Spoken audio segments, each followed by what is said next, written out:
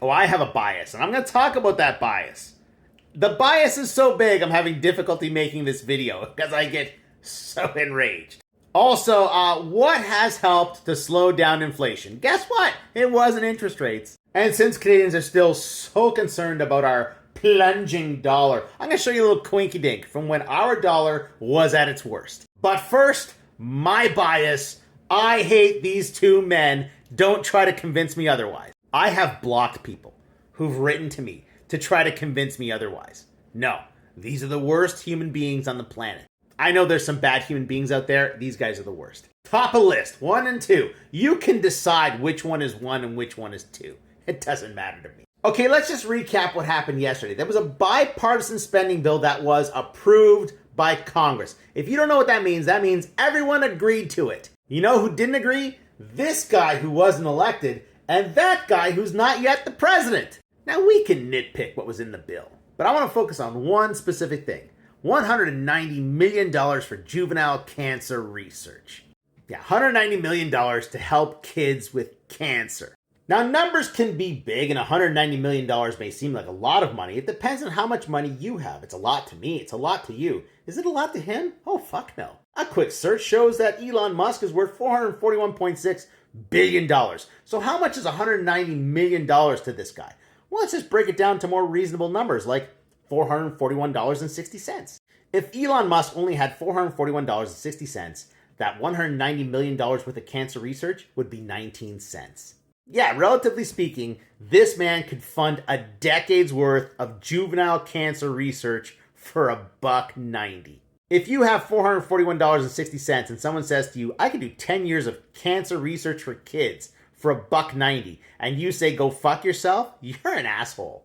I will repeat, not elected, not part of the government yet.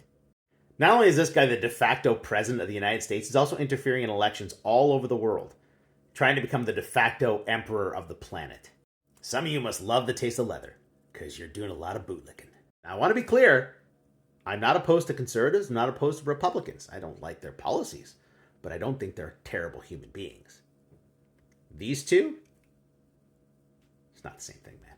All right, we're also worried about the Canadian dollar, and everyone's saying, oh, it's going to plunge to 60 cents by summer. That's going to be intentional if it does. Let's take a look back at when the Canadian dollar was at its worst. 2002, one Canadian dollar was worth just shy of 64 cents US. But just check out this decade for a moment, okay? There's 1992, 82 cents. There's 2002 right there. Okay, so 10 years. What happened to our foreign currency reserves over those 10 years? Well, there's January 1993, so essentially the end of 1992, right? There was our foreign currency reserves. Now, I couldn't touch the exact end of 2002, so I got May of 2003. Pretty close to the same thing. You'll note a tripling of our foreign currency reserves over that decade. Evidence would suggest that this drop in our currency value was 100% intentional. So if we go down to 60 cents by summertime, why would they do that?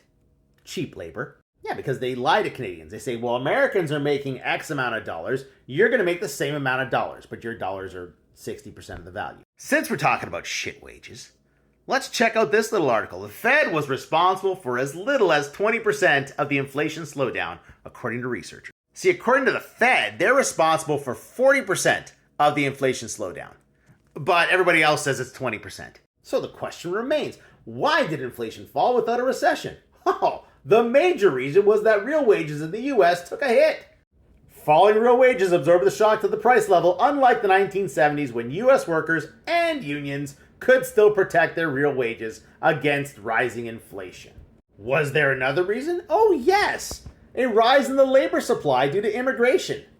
There was somebody who said that the increase in immigration in Canada was to drive down wages. Who was that? Oh yeah, it was me.